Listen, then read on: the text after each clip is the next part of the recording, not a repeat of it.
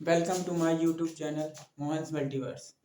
Today I will teach you pronoun का एक और part distributive pronoun.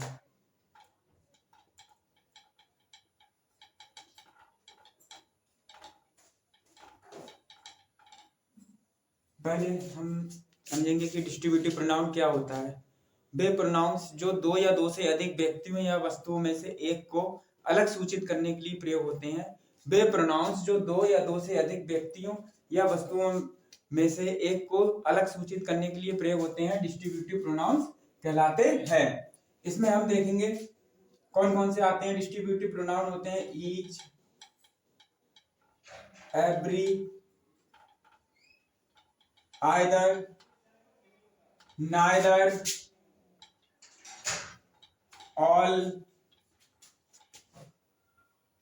etc।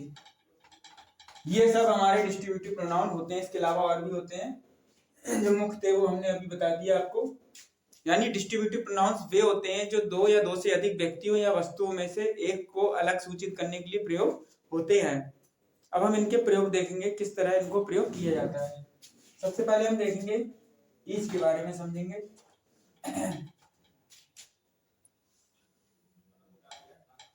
Each का प्रयोग,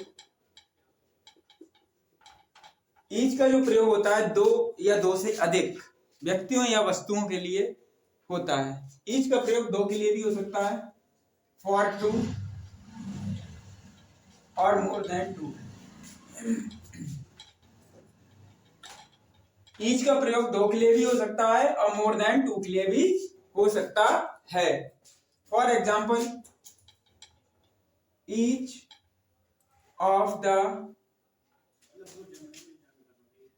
टू पेन्स इज रेड।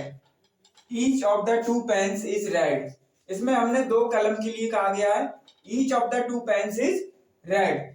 अगर यही सेंटेंस इस तरह से हो, each of the three pens, each of the three pens, each of the three pens is red. इसमें मोर देन टू है, यानी दोनों सेंटेंस सही है, no error, both sentences are right.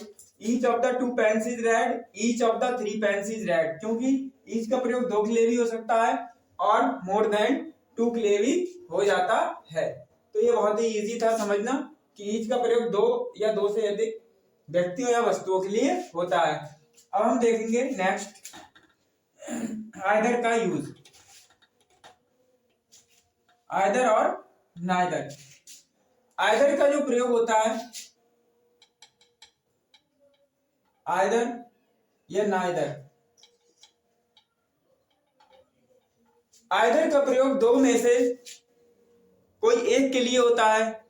Either का प्रयोग दो में से कोई एक के लिए होता है, जबकि नाइदर का प्रयोग दो में से कोई नहीं के लिए होता है। दो और उनमें से कोई भी, दो में से कोई भी नहीं के लिए नाइदर का प्रयोग होता है, और दो में से कोई एक के लिए आइदर का प्रयोग होता है। For example, either of the to girls is active. Either of the to girls is active, यहां पर हमने देखा टू का प्रयोग किया गया है, इसमें कोई भी एरर नहीं है, इसलिए ये सही है। आइदर के साथ आइदर दो के लिए आता है, दो में से कोई एक के लिए। Either is used for one out of two, दो में से एक के लिए हम आइदर का प्रयोग करते हैं। अगर ये इस तरह से सेंटेंस हो, either of the three girls is active, either of the three girls is active. तो हमने देखा यहाँ दो से ज्यादा के लिए कहा गया, तीन में से कोई एक को कहना चाह रहे हैं हम, तो यहाँ पर ये गलत है, क्योंकि ये दो में से एक के लिए ही प्रयोग होता है। आइदर दो में से कोई एक के लिए ही प्रयोग होता है, अतः यह गलत है। यहाँ पर हम इसको गलत माना जाएगा। अगर दो में से एक चुना जाए तो सही है, लेकिन तीन में से एक नहीं इसमें ले सकते, इसलिए आइदर के साथ नहीं आएगा। यही कंडीशन नाइदर में होती है। Neither of the two boys is intelligent. Neither of the two boys is intelligent, दो में से कोई भी नहीं है इंटेलिजेंट, दोनों लड़कों में से कोई भी इंटेलिजेंट नहीं है। Neither of the two boys is intelligent, no error, इसमें कोई गलती नहीं है क्योंकि दो में से कोई भी नहीं है। और यहीं पर अगर दो से ज्यादा हो तो ये गलत हो जाएगा। Neither of the three, more than two हो, दो से ज्यादा हो तो वो नाइदर के साथ नहीं लगा सकते। Neither of the three boys is intelligent, यहां पर ये गलत है बिकॉज यह तीन में से कोई नहीं के लिए कहा जा रहा है, इसलिए ये गलत होगा। आइदर दो में से एक के लिए आता है, जबकि नाइदर दो में से कोई भी नहीं के लिए आता है। ये था हमारा आइदर और नाइदर का एक छोटा सा प्रयोग। लेकिन दो से ज्यादा के लिए क्या आएगा? अगर यहाँ पर थ्री है और यहाँ पर दो में से ज्यादा हो तो उनमें से कोई नहीं के लिए क्या आएगा, तो वो हम समझेंगे। इसकी जगह अगर हमें दो में से कोई नहीं के लिए अगर हम प्रयोग करना हो तो किस तरह से? दो से ज्यादा के लिए उनमें से कोई एक चुनना हो, ज्यादा से, मोर देन टू, तो हम उसकी जगह अगर हमें तीन में से कोई एक चुनना है या मोर देन टू से एक चुनना है, मोर देन टू से अगर एक चुनना है तो हम उसके लिए एनी या एनी वन का प्रयोग करते हैं। तो हम एनी वन का प्रयोग, एनी या एनी वन का प्रयोग करते हैं। यदि दो में से एक के लिए या दो में से कोई नहीं के लिए आइदर या नाइदर आता है, लेकिन अगर तीन या दो से अधिक हो, दो या मोर देन टू हो, तो उसके लिए हम एनी या एनी वन लगा के बना सकते हैं। जैसे any of these three pens is red.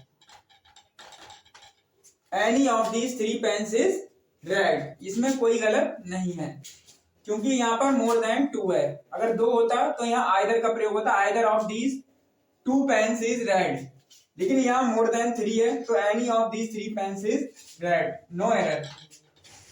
Another example देख लेते हैं। He has bought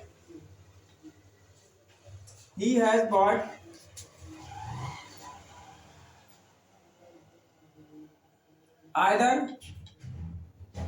of three books. He has bought either of three books. यहाँ पर हम देख रहे हैं थ्री का प्रयोग हुआ है और आइदर लगा है, यानी ये गलत है। हमने बताया दो में से एक के लिए आता है आइदर, लेकिन ये थ्री में से एक के लिए नहीं आ सकता। यहाँ पर आइदर की जगह हम एनी या एनी वन लगाएंगे, बाकी सही है। He has bought any या any one of three books, तो ये वाला सही हो जाएगा, बाकी इसमें कोई एरर नहीं है। Any one of three books, He has bought any या any one of three books, इसमें फिर कोई एरर नहीं है। तो नाइदर हो उसमें भी यही करेंगे। नाइदर की जगह अगर हमें नाइदर का करते हैं दो में से कोई नहीं के लिए, for example neither of these three की जगह हम ज्यादा ले लेते हैं, कोई ऐसा नहीं है। 5 boys is lazy, neither of these 5 boys is lazy, तो यहाँ पर नाइदर आया है, नाइदर दो में से कोई नहीं के लिए आता, लेकिन यहाँ पर 5 है, इसलिए ये गलत माना जाएगा। अब हमें नेगेटिव में कुछ लगाना हो तो हम उसके लिए नन का प्रयोग करते हैं। मोर देन टू में से कोई नहीं है तो हम उसके लिए नन का प्रयोग करते हैं। None of these 5 boys, none of these 5 boys is lazy. अब ये सेंटेंस हमारा सही हो गया। आई होप कि समझ में आया होगा। अगर अच्छा लगा हो लाइक जरूर कीजिए और सब्सक्राइब करके नेक्स्ट वीडियो भी देखिए, जिससे मैं आपको और भी ज़्यादा नॉलेज गेन करा सकूं। और जरूर इसको सब्सक्राइब कीजिए, क्योंकि और भी ज़्यादा अच्छे वीडियो मैं इसके बाद डालने वाला हूँ, जिससे कि आपकी ग्रामर और भी अच्छी हो सके। थैंक्स।